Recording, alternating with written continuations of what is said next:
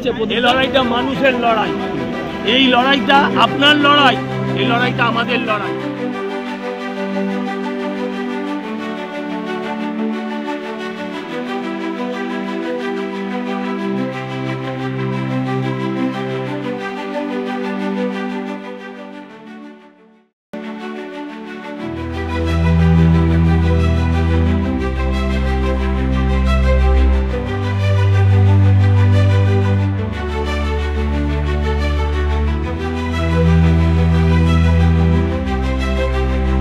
বিদ্যুতের মাসুল বৃদ্ধির প্রতিবাদে হাওড়া ময়দানের কাছে সিএসসি অফিস ঘেরাও করল বিজেপি নেতৃত্ব।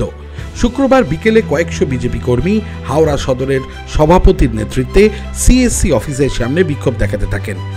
বিজেপি নেতা সজল ঘোষের অভিযোগ, রাজ্য সরকার পুজোর অনুদান অথবা পুজোর প্যান্ডেলে 70% বিদ্যুতের ছাড়ের নামে বিদ্যুতের দাম বাড়িয়ে সাধারণ মানুষের কাছ থেকে মোটা টাকা তুলছে। এই লড়াইটা পুলিশের বিরুদ্ধে নয়, এই লড়াইটা মানুষের লড়াই, এই লড়াইটা আপনার লড়াই, এই লড়াইটা আমাদের লড়াই। ইলেকট্রিকের বিল কাকে দিতে হয় না? হুকিং করেন আপনারা? যদি হুকিং না করেন সব সংবাদ মাধ্যমের কর্মীদেরও দিতে হয়, কাউকে দিতে হয় না এমন নেই। যে হুকিং করে শুধু তাকে দিতে হয়। কে হুকিং করে হাত তুলুন। কেউ তো হুকিং করেন। তাহলে ইলেকট্রিকের এই যে বিল, এই বিল আমরা কেন দেবো? সারা ভারতবর্ষে কি আর ইলেকট্রিক কোথাও বিদ্যুৎ উৎপাদন হয় না? কোথাও তো এত রেট নেই।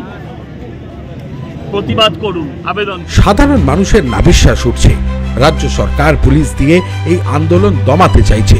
এ ব্যাপারে সাধারণ উপভোক্তাদের এগিয়ে আসার আহ্বান জানিয়েছেন তিনি।